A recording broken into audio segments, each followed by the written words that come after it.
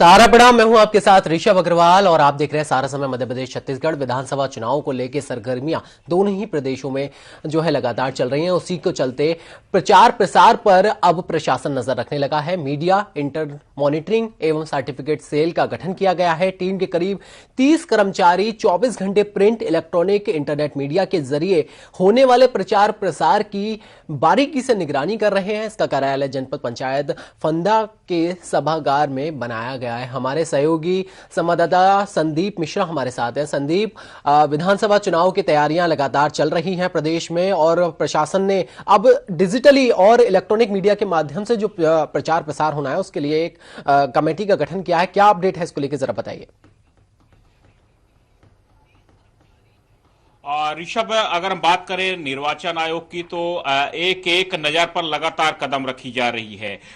जो प्रतिनिधि हैं यानी कि जो उम्मीदवार हैं भाजपा या कांग्रेस या फिर किसी भी अन्य दल के, तो उन सभी के एक एक एक्टिविटीज पर नजर रखी जा रही है। और यही कारण है कि निर्वाचन आयोग की ओर से एक टीम का गठन किया गया है जिसमें 30 से 40 कर्मचारी लगातार 24 आवर्स सभी पर निगरानी रखते हैं। सबसे बड़ी बात यह है कि राजनीतिक पार्टियां किस प्रकार से इस समय पर काम कर रही हैं, किस प्रकार से उनके खर्चे चल रहे हैं, इन सब चीजों पर निगरानी की जा रही है। क्योंकि जो 40 लाख का क्राइटेरिया तय किया गया है निर्वाचन आयोग की ओर से कि एक एक उम्मीदवार को 40 लाख रुपए खर्च करना है, उससे ज्यादा की अगर खर्च करते हैं तो वो निर्वाचन आयोग की जो आचार संहिता है तो उसके खिलाफ वो कहीं न कहीं दर्ज होगा।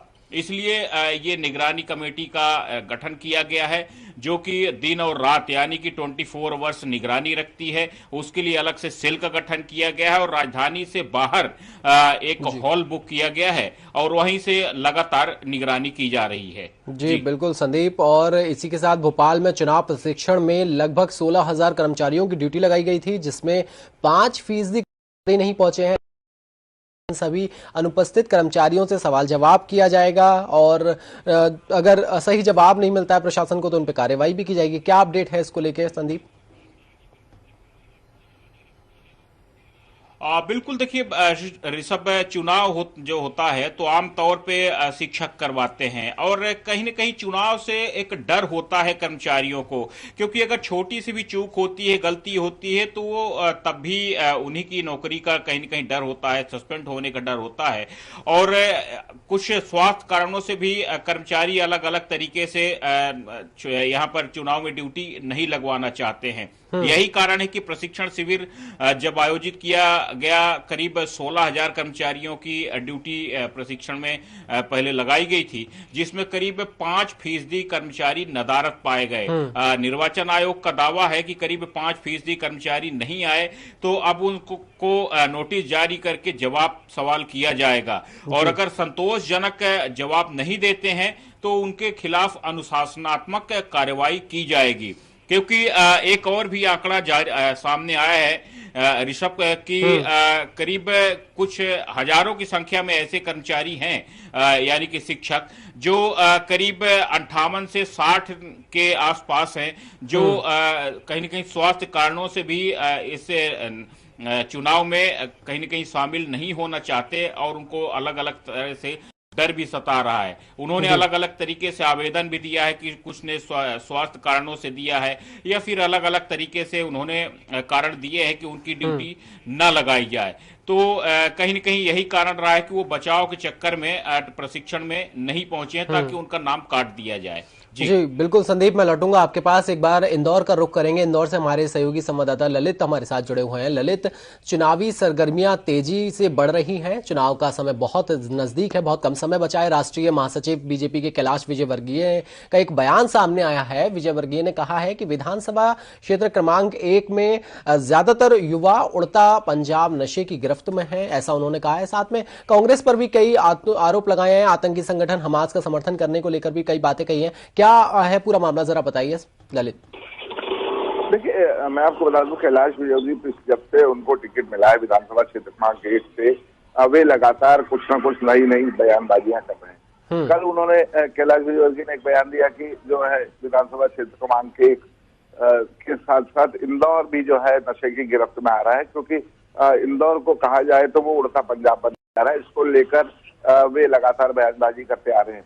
पूरा नशे का एक नेटवर्क जो है इंदौर में काम कर रहा है, जो इंदौर को बर्बाद करने पे तुला हुआ है। वहीं नौजवान पीढ़ी भी जो है इस नशे की गिरफ्त में आकर बर्बाद हो रही है, ऐसा उन्होंने कल एक सार्वजनिक कार्यक्रम में बयान दिया। उन्होंने कहा कि मैं शुरू से इस बात का विरोध करता आ रहा हूं कि नाइट कल्चर जो इंदौर में जिस तरीके से शुरू हो गया हुआ है, पूरी रात दुकानें जो खुली रहती है, उसका मैं लगातार विरोध कर रहा हूँ। विश्व में 2 युद्ध चल रहे हैं, जिसमें रूस, यूक्रेन और इजराइल और फिलिस्तीन, इसको लेकर भी उन्होंने बयानबाजी की है। उन्होंने कहा है कि जो कांग्रेस है वो हमास का सपोर्ट कर रही है, साथ ही असदुद्दीन ओवैसी जो है वो हमास का सपोर्ट कर रहे हैं। तो कहीं ना कहीं जो है कांग्रेस पर इन्होंने सीधा सीधा निशाना साधा है और कहा है कि जिस तरीके से पूरा विश्व नहीं चाहता है कि आतंकी संगठनों को सपोर्ट किया जाए, लेकिन कांग्रेस जो है लगातार हमास का सपोर्ट कर रही है, फिलिस्तीनियों का सपोर्ट कर रही है। वहीं जो इस पर पलटवार करते हुए जीतू पटवारी जो कि कांग्रेस के विधानसभा क्षेत्र क्रमांक 1 समझ आता हूँ, राऊ विधानसभा क्षेत्र क्रमांक 1 के कांग्रेस के प्रत्याशी, उन्होंने कहा कि कैलाश जी देश के बड़े नेता हैं, उन्हें इस तरीके की बयानबाजी नहीं करना चाहिए, क्योंकि ये इस तरीके का ऊंचा बयान देकर कैलाश जी अपनी स्वयं की छवि दिखा रहे हैं। उन्होंने कहा कि उससे इन बयानों से उन्हें बचना चाहिए, क्योंकि हमारे जैसे जो नए राजनीतिज्ञ हैं उनसे बहुत कुछ सीखते हैं। तो इस तरीके के बयान भी कांग्रेस की तरफ से आए हैं। जी बिल्कुल ललित। और विधानसभा चुनाव में जैसे कि बहुत नजदीक है, कम समय बचा है, लेकिन अभी तक सभी पार्टियों ने अपने पूरे पत्ते नहीं खोले हैं। बीजेपी की एक बैठक कल दिल्ली में जो है आयोजित की गई थी राष्ट्रीय अध्यक्ष जेपी नड्डा जी के नेतृत्व में। वहां पे कई सीटों पे मंथन हुआ था, लेकिन अभी तक ना तो कांग्रेस की पूरी सीटें सामने आई हैं, ना बीजेपी की आई हैं, जबकि चुनाव बिल्कुल नजदीक आ गया है। क्या समीकरण दिख रहे हैं फ्लोर पे ललित? देखिए, मैं आपको बता दूं, कहीं दोनों ही पार्टी के जो आला कमान है वो प्रेशर में है, क्योंकि लगातार जो है जो टिकट बाजी गए उन पर भी विरोध दर्ज करा रहे हैं कार्यकर्ता, और आने वाली जो लिस्ट संभावित उसको लेकर भी लगातार विरोध देखने को मिला दोनों ही पार्टियों में। अब मैं इंदौर की बात करूं तो इंदौर विधानसभा क्षेत्र क्रमांक 5, इंदौर विधानसभा क्षेत्र क्रमांक 3 और डॉक्टर अंबेडकर नगर महू, ये 3 जो है अभी तक टिकट रोके गए हैं भारतीय जनता पार्टी द्वारा और कांग्रेस द्वारा। तो तीनों ही जगह जो है ये इंतजार किया जा रहा है कि पहली लिस्ट किसकी आती है, उस आधार पर जो है कैंडिडेट चुने जाएंगे। लेकिन जो अब समय चूंकि कम बचा, आज 18 तारीख हो गई है, और जिस तरीके से लगातार जो है प्रत्याशियों को समय कम मिलेगा, क्योंकि बात करें विधानसभा क्षेत्र क्रमांक 1 या डॉक्टर अंबेडकर नगर महू, बड़ा लंबा चौड़ा इलाका है, कई किलोमीटर प्रत्याशियों को चलना पड़ेगा। तो अब समय ही नहीं बचा है, तो वो एक एक बार भी यदि एक एक गांव में पहुंच गए तो बहुत बड़ी बात होगी। इसी को लेकर लगातार जो है विरोध देखने को भी मिल रहा है। और विधानसभा क्षेत्र क्रमांक 5 में जिस तरीके से 3-3, 4-4 कैंडिडेट्स मौजूद हैं और उनके समर्थक जो है लगातार विरोध प्रदर्शन कर रहे हैं। वहीं विधानसभा क्षेत्र डॉक्टर अंबेडकर नगर महू में उषा ठाकुर जो है कैबिनेट मंत्री हैं, वो चुनाव लड़ना चाहती हैं। कविता पाटीदार जो राज्यसभा सांसद है वो चुनाव लड़ना चाहती हैं। तमाम जो बड़े लोग हैं वो लगातार अपनी दावेदारी कर रहे हैं। इसी को लेकर कहीं ना कहीं असमंजस की स्थिति देखने को मिल रही है, लेकिन संभवतः कल 19 तारीख को जो है पूरी पिक्चर क्लियर हो जाएगी दोनों ही पार्टियों की। ओके, ठीक है ललित, मैं लौटूंगा आपके पास। संदीप का रुख करेंगे भोपाल से। संदीप, वही सवाल मैं दोहराऊंगा जो ललित से किया है कि विधानसभा चुनाव में बहुत कम समय बचा हुआ है, और ऐसे समय में जो है पार्टियां जो है अभी तक सारे पत्ते नहीं खोले हैं, बहुत लेट ऐसा नजर आ रहा है, क्योंकि बहुत सा कम समय है। ऐसे समय में तो सारी पार्टियों के पत्ते खुल जाने चाहिए। इस चुनाव की तैयारी की जाती है, प्रशासन तैयारी की मोड में आ चुका है, लेकिन अभी तक जो है पिक्चर पूरी तरह से क्लियर नहीं है। क्या समीकरण दिख रहे हैं मध्य प्रदेश में? देखिए ऋषभ, चुनाव बहुत कठिन है ये, और जिस प्रकार से अगर हम बात करें भाजपा कांग्रेस दोनों के लिहाज से, कांग्रेस पार्टी में एक पीढ़ी के लिए ये माना जा रहा है कि उसका आखिरी चुनाव है। भारतीय जनता पार्टी के लिए कहीं न कहीं ये पूरा प्रतिष्ठा का सवाल है, क्योंकि भारतीय जनता पार्टी के लिए खोने के लिए ही सब कुछ है। अगर उनकी सरकार चली जाती है भाजपा की, तो उनके हाथ में कुछ रहेगा नहीं। कांग्रेस पार्टी यहां पर जिस प्रकार से इस बार मुस्तैदी से चुनाव लड़ रही है, तो मुकाबला कांटे का हो चुका है, और यही कारण है कि 94 सीटों पर अभी तक भारतीय जनता पार्टी उम्मीदवारों का ऐलान नहीं कर पाई है। 86 सीटों पर अभी तक कांग्रेस पार्टी अपने उम्मीदवारों का ऐलान नहीं कर पाई है। तो यहाँ पर ये क्लियर करना चाहूंगा कि अभी तक अगर भारतीय जनता पार्टी के जो 136 उम्मीदवारों का चयन हो चुका है, 94 का बाकी है। 94 में कहीं न कहीं पेंच फंसे हुए हैं। पेंच इस प्रकार से है कि जो 94 सीटें भाजपा की तरफ से हैं, तो उसमें 27 ऐसी सीटें हैं जो पिछली बार भारतीय जनता पार्टी चुनाव हार गई थी। तो वो सीटें कहीं न कहीं भारतीय जनता पार्टी को किस प्रकार से अपने खेमे में लाना है, अपने फेवर में फिर से, उसको लेकर के लगातार रणनीति बनाई जा रही है। अभी तक जिस प्रकार से पैनल तैयार किए गए थे 3-3 नामों के, उसमें भी कहीं न कहीं केंद्रीय नेतृत्व और मध्य प्रदेश का जो संगठन है वो भी संतुष्ट नजर नहीं आ रहा है। और यही कारण है कि लगातार उस पैनल का रिव्यू किया जा रहा है। ये भी देखा जा रहा है कि अभी भी अगर कोई अच्छा कैंडिडेट आ सकता है तो उस पर भी विचार किया जाना चाहिए।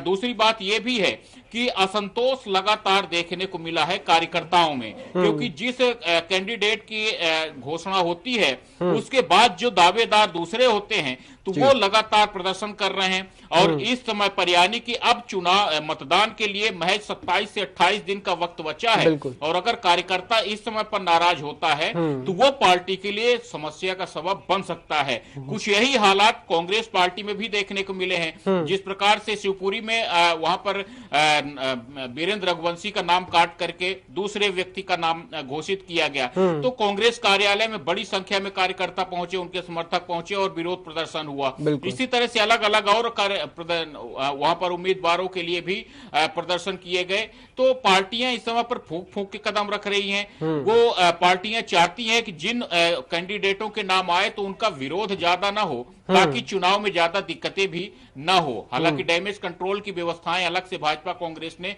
कर रखी हैं, लेकिन विरोध को लेकर के ज्यादा यहाँ पर थोड़ा सा पार्टियां फूंक फूंक के कदम रख रही हैं। जी बिल्कुल संदीप, और ये दिखाई दे रहा है और उम्मीद है कि जल्दी ही सारे पत्ते खुल जाएंगे, सारी तस्वीर बिल्कुल क्लियर हो जाएगी। वहीं एक खबर पे और अपडेट चाहूंगा आपसे। भोपाल में भर्तियों को लेकर बड़ी गड़बड़ी सामने आई थी, जिसको लेकर पीसीसी चीफ कमलनाथ ने बड़ा बयान दिया है और उन्होंने कहा कि इसकी जांच कराई जाएगी, साथ ही भ्रष्टाचार पर लगाम लगाई जाएगी, ऐसा उन्होंने कहा है पीसीसी चीफ कमलनाथ ने। क्या अपडेट है इसको लेकर संदीप, जरा बताइए।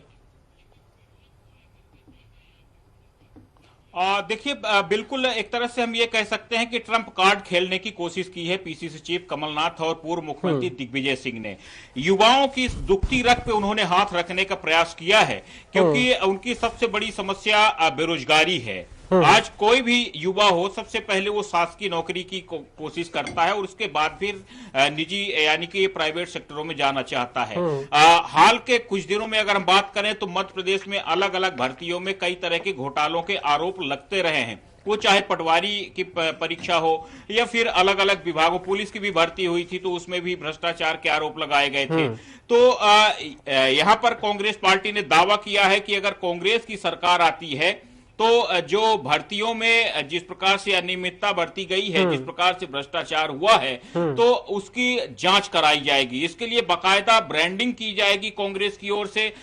इंदौर में एक बड़ा कार्यक्रम आयोजित किया जाएगा, क्योंकि मध्य प्रदेश की एक सबसे बड़ी सिटी मानी जाती है इंदौर। तो इंदौर से इसकी ब्रांडिंग होगी। इंदौर से एक तरह से पूरे मध्य प्रदेश में मैसेज देने का प्रयास किया जाएगा। सभी 230 विधानसभा सीटों में मैसेज देने का प्रयास किया जाएगा, क्योंकि जो नई वोटर लिस्ट आई है तो करीब 16 लाख नए मतदाता जुड़े हैं।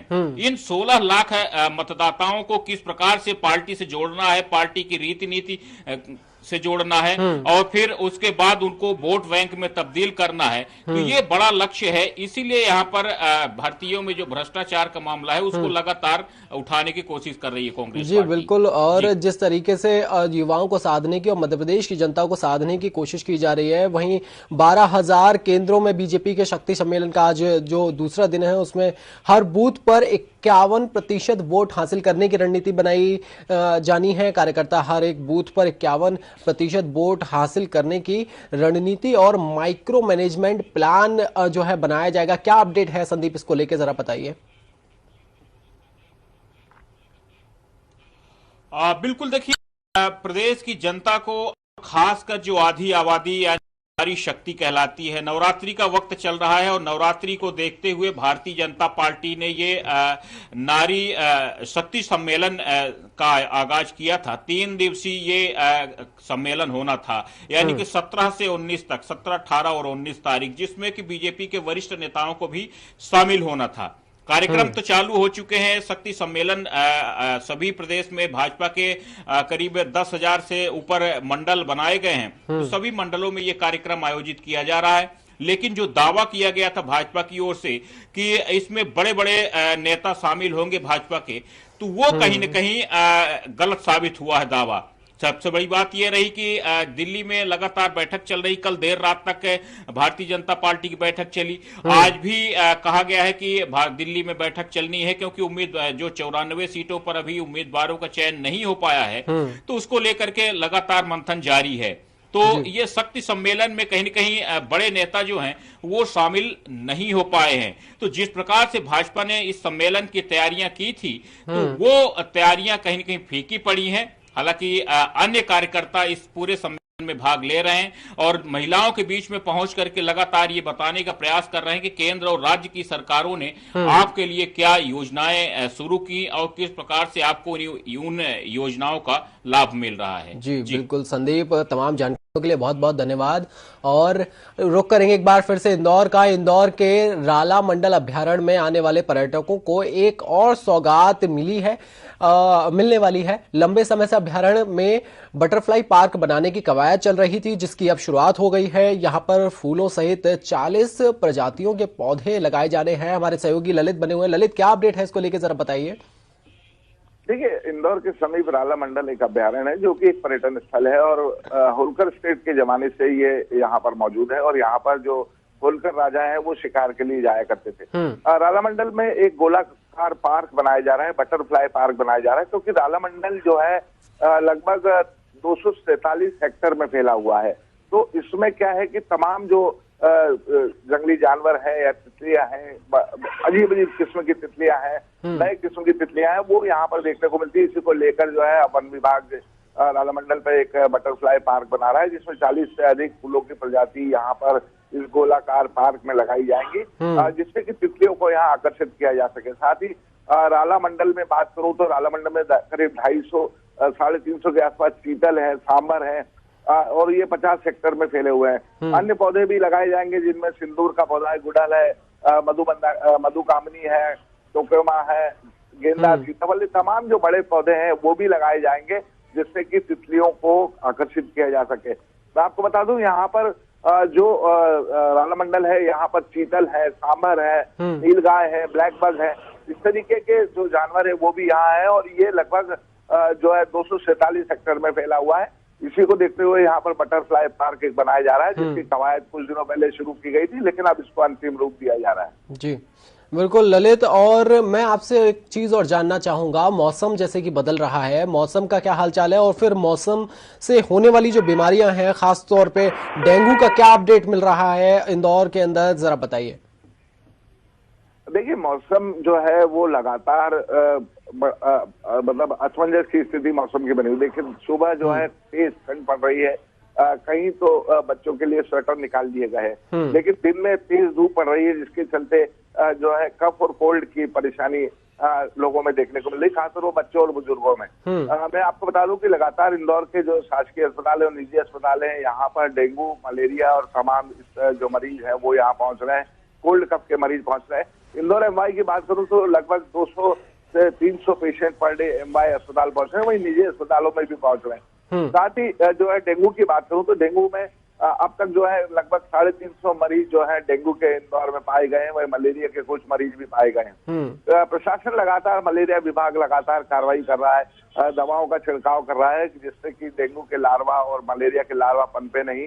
पिछली बस्तियों में इस तरीके से जो है समितियां बनाई गई हैं, जहां पर वहां जाकर जो है इस सब चीजों का वॉच किया जा रहा है। मैं आपको बता दूं कि निजी अस्पतालों का डाटा जो है वो नहीं मिल रहा है, क्योंकि जो शासकीय चिकित्सालय है वहां तो ये डाटा मिल रहा है, लेकिन निजी अस्पताल जो लोग पहुंच रहे हैं डेंगू के और मलेरिया के मरीज, उनका डाटा जो है स्वास्थ्य विभाग के पास नहीं है। तो एक अंदाज लगाया जा सकता है कि प्रतिदिन जो है करीब 60 से 70 मरीज डेंगू और मलेरिया के जो है वो इंदौर में और जो अन्य बीमारियां कोल्ड और कफ लगातार जो है निजी जो डॉक्टर्स हैं और जो शासकीय अस्पताल और निजी अस्पताल है यहाँ पर ओपीडी में भीड़ देखने को मिल रही है। जी ललित, तमाम जानकारियों के लिए बहुत बहुत धन्यवाद। जबलपुर का रुख करेंगे।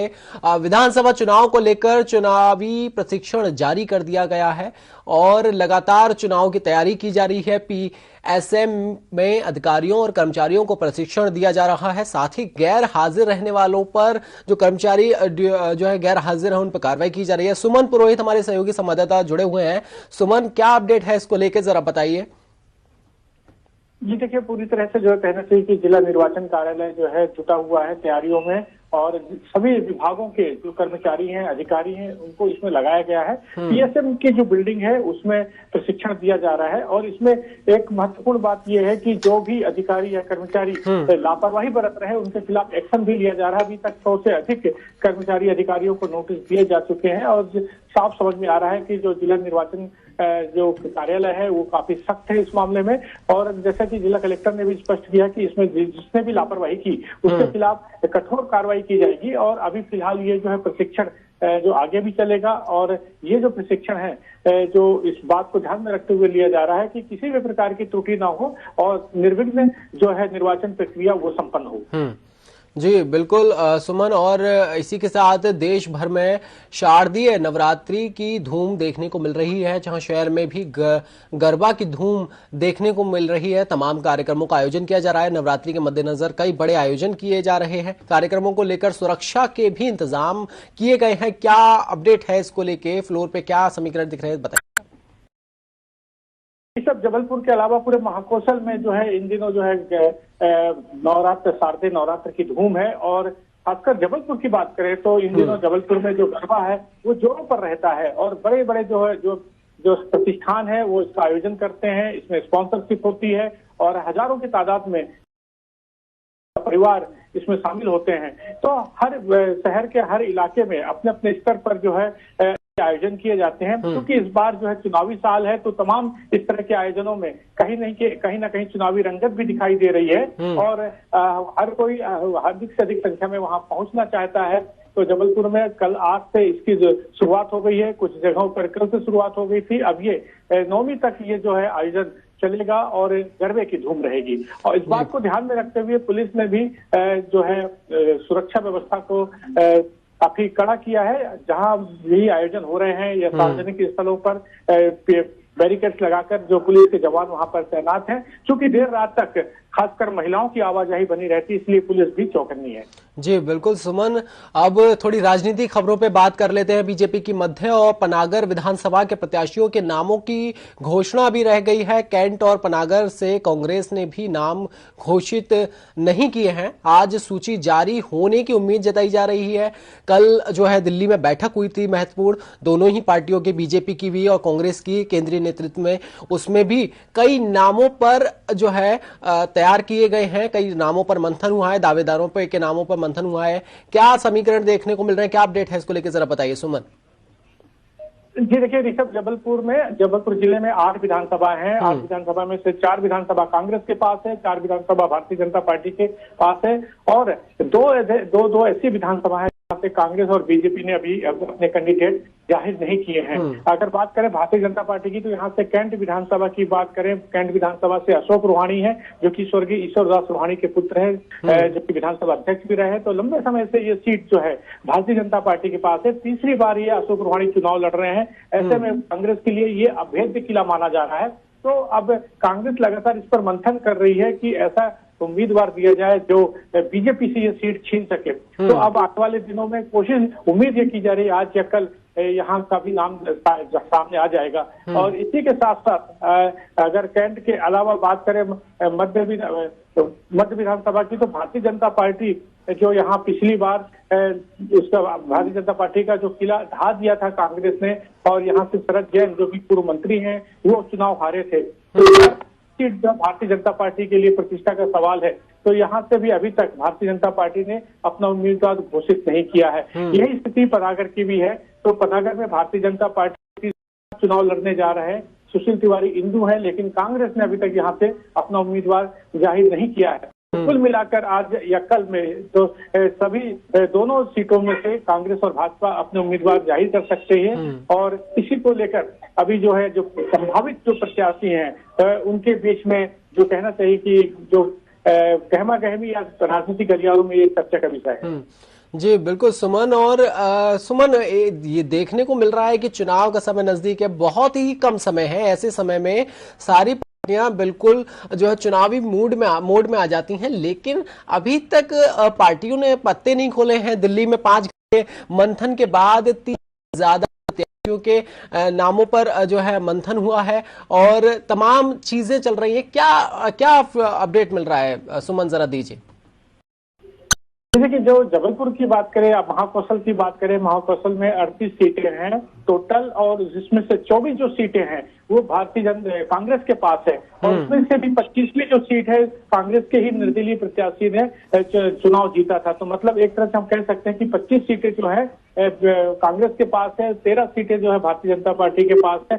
ऐसे में जो आने वाले दिनों में साफ समझ आता है कि बीजेपी के लिए काफी जो है कहना चाहिए चुनौती वाला समय होगा कि किस तरह से वो बाकी सीटें छीनने में कामयाब हो पाती या नहीं हो पाती। तो लगातार ये कोशिश की जा रही थी भारतीय जनता पार्टी के द्वारा भी। तो इसलिए जो पहली सूची जारी हुई थी उसमें से तमाम नाम जाहिर हुए थे जहां पर भारतीय जनता पार्टी काबिज नहीं है। तो भारतीय जनता पार्टी ने वो नाम पहले जाहिर कर दिए थे जहां उससे काफी मेहनत करनी है और उम्मीदवारों को ताकि काफी समय मिल पाए। लेकिन कुछ सीटें ऐसी हैं जहां पूरी तरह से पेच फंसा हुआ है और पार्टी भी उसमें निश्चय नहीं कर पा रही है। और ऐसी स्थिति कांग्रेस के साथ भी है। तो उनमें से 4 सीटें जबलपुर में भी है।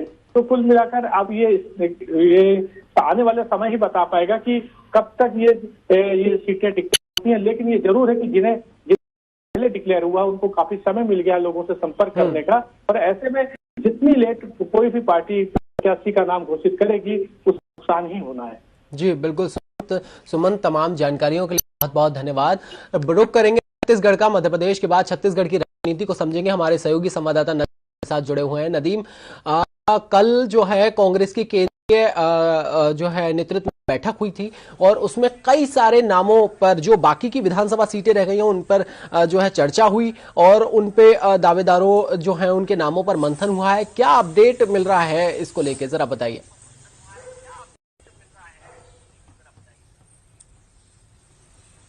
देखिए ऋषभ, दिल्ली में लगभग 5 घंटे जो है कल कांग्रेस के केंद्रीय चुनाव समिति की बैठक जो है आयोजित की गई थी। इसमें मुख्यमंत्री भूपेश बघेल, टी.एस. सिंहदेव, प्रदेश प्रभारी कुमारी शैलजा, प्रदेश अध्यक्ष दीपक जो है बैज, ये तमाम बड़े नेता जो है इसमें शामिल हुए थे। इसमें महासचिव केसी वेणुगोपाल की अध्यक्षता में जो है ये बैठक हुई थी।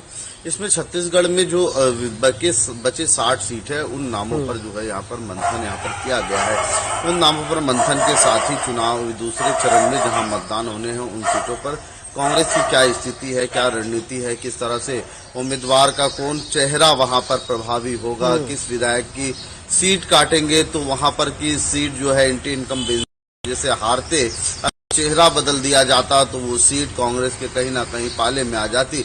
इन तमाम मुद्दों पर जो है लगभग 5 घंटे से अधिक जो है मंथन चला और मंथन के बाद 30 नामों पर जो है वो मोहर लगने की खबर सामने निकल कर आ रही है।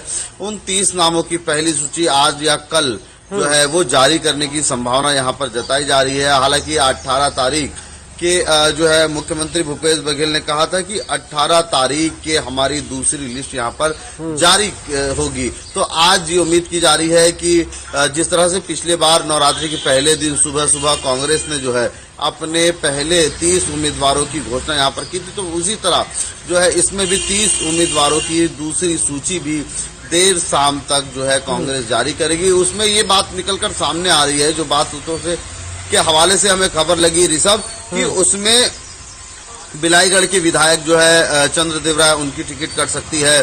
बृहस्पति सिंह काफी मुखर जो है विधायक है, उनकी टिकट कटने की बात सामने यहाँ पर है। प्रेमसाय सिंह टेकाम पूर्व में मंत्री रहे, वर्तमान में योजना आयोग का अध्यक्ष की जिम्मेदारी यहाँ पर दी गई। उनके बदले प्रदेश अध्यक्ष मोहन मरकाम, पूर्व प्रदेश अध्यक्ष कांग्रेस मोहन मरकाम को जो है मंत्री बनाया गया, उनकी टिकट भी यहाँ पर कट सकती है।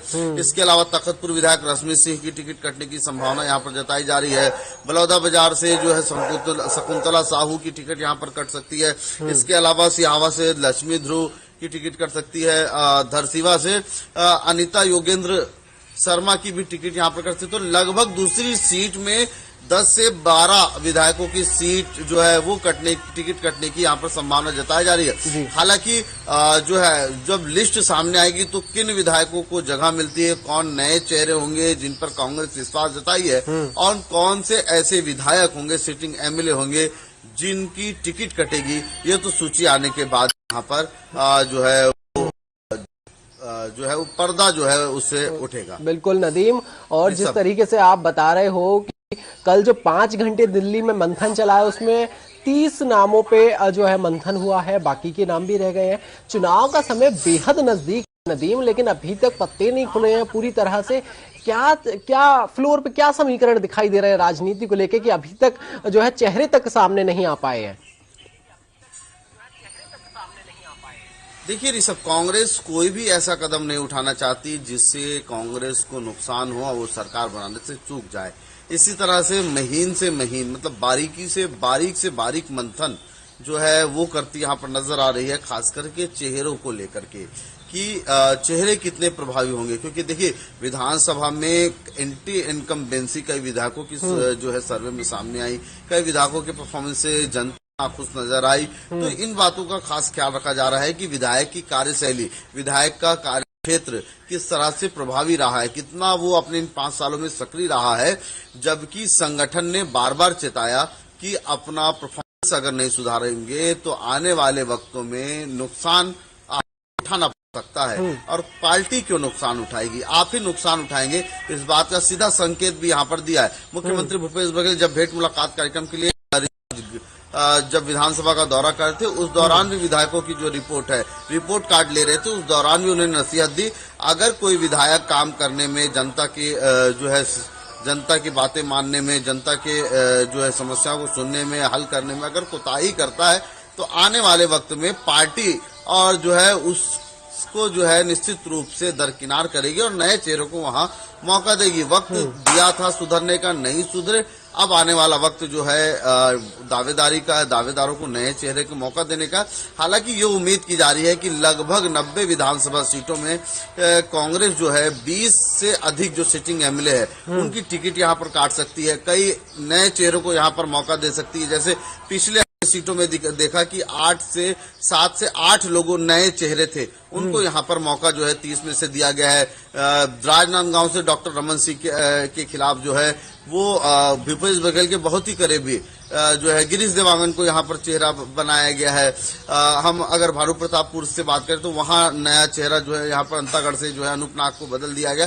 तो सीटिंग एमएलए भी यहाँ पर चेंज किया। कांग्रेस किसी भी प्रकार की कोताही नहीं करना चाहती, कांग्रेस किसी प्रकार का रिस्क नहीं लेना चाहती ताकि सत्ता में आसानी से कांग्रेस दोबारा आ सके, और ऐसी कोई गलती नहीं करना चाहती जिस छोटी सी गलती की वजह से कांग्रेस के हाथ से सत्ता निकल जाए। जी बिल्कुल नदीम, और इसी तरीके से बीजेपी भी कोई कसर नहीं छोड़ना चाहती है। लगातार केंद्रीय गृह मंत्री अमित शाह दौरे पर पहुंचते हैं। 20 अक्टूबर को जगदलपुर में फिर से जो है गृह मंत्री पहुंच रहे हैं। जगदलपुर, चित्रकूट और बस्तर विधानसभा में बीजेपी प्रत्याशियों का नामांकन जो है दाखिल करवाएंगे। साथ ही लालबाग मैदान में चुनावी जनसभा को संबोधित भी करेंगे। क्या तैयारियां हैं केंद्रीय गृह मंत्री अमित शाह को के कार्यक्रम को लेकर, जरा बताइए नदीम। देखिए छत्तीसगढ़ के दौरे में फिर एक बार जो है केंद्रीय गृह मंत्री अमित शाह छत्तीसगढ़ पहुंच रहे हैं। 20 तारीख के यानी 20 अक्टूबर के छत्तीसगढ़ दौरे पे रहेंगे। बस्तर के कोंडागांव और जगदलपुर जो है में जो है वो चुनावी सभा करेंगे। चुनावी प्रचार यहाँ पर जो है वो बीजेपी प्रत्याशी के हक में करेंगे, रोड शो करेंगे, जनसभा करेंगे और जनसभा को संबोधित करके आने वाले वक्त में बीजेपी के पक्ष में मतदान की गृह मंत्री अमित जो अपील यहाँ करेंगे। वहीं बस्तर की 12 सीटों की समीक्षा भी यहाँ पर जो है अमित शाह करने वाले हैं। क्या रणनीति है,